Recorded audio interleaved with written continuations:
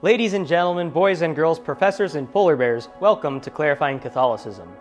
You're watching part 18 of a series on the history of the Ecumenical Councils according to the Catholic Church.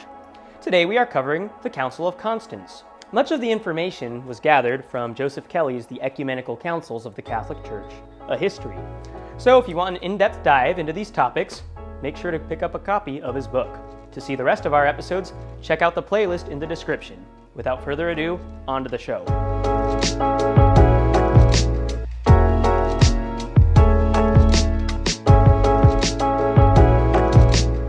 Last episode, I talked about how Pope Clement V moved the papacy to Avignon, France, due to his ill health and fear of being perceived as unpopular in Rome. There, he appointed many cardinals, which shifted the balance of power heavily towards France. The next 6 popes, some better than others, lived in Avignon. Yet they were still expected to reign over Italian lands, the Papal States. This upset Italians, since it can be rather difficult to govern such territories from so far.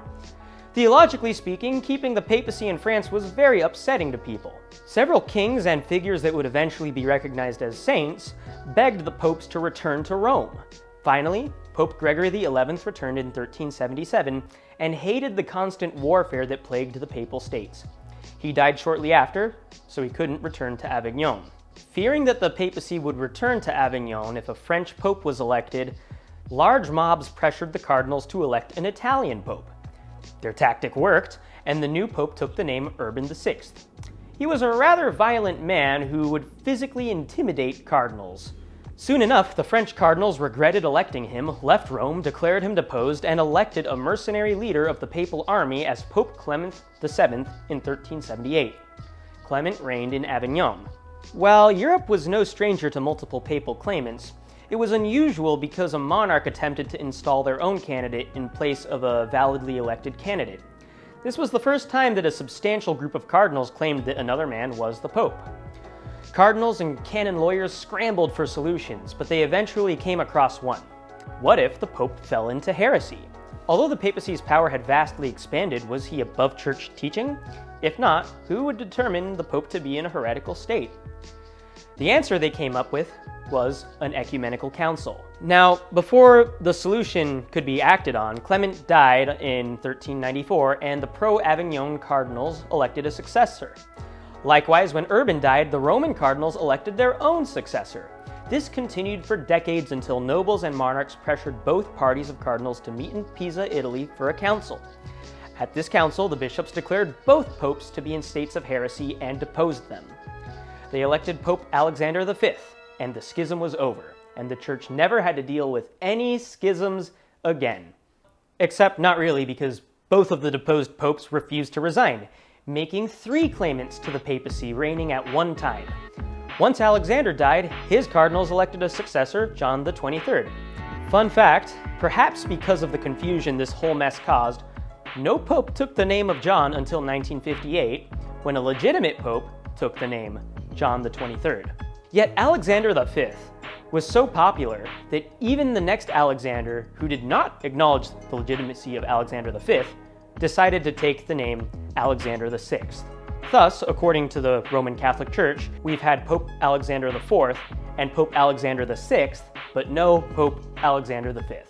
Anyways, the Germans finally had enough, and their king called a council.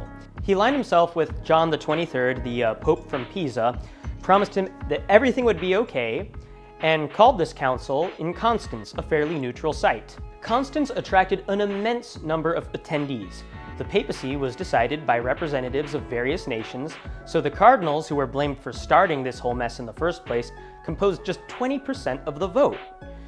The council sought to depose all 3 popes and start from scratch.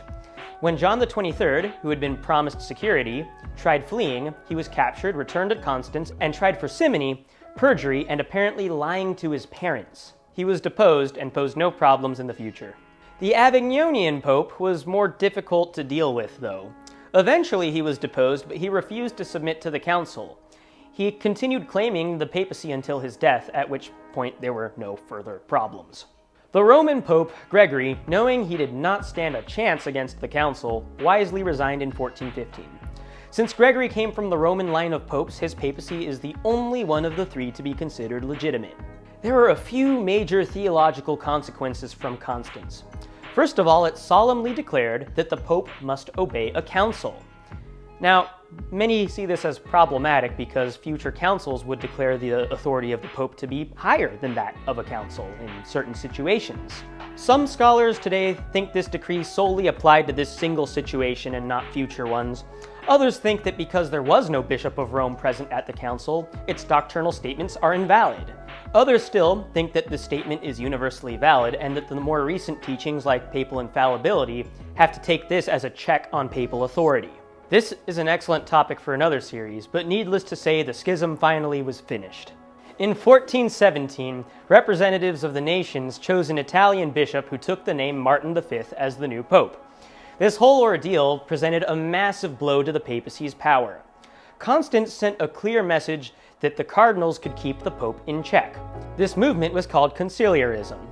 Furthermore, a few other safeguards were installed to make sure that the situation would never repeat itself, such as the institution of frequens, or the command that popes must hold councils on a regular basis so their bishops could check in on them.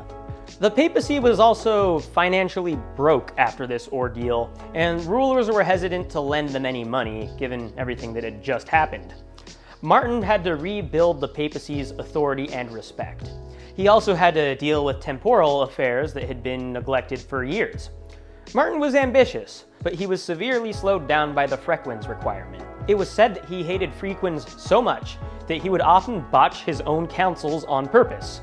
When 7 years since the last council had passed, in 1431, he called a council at Basel. Fortunately for Martin, he died before it even started, passing along the headache of frequens to the next pope.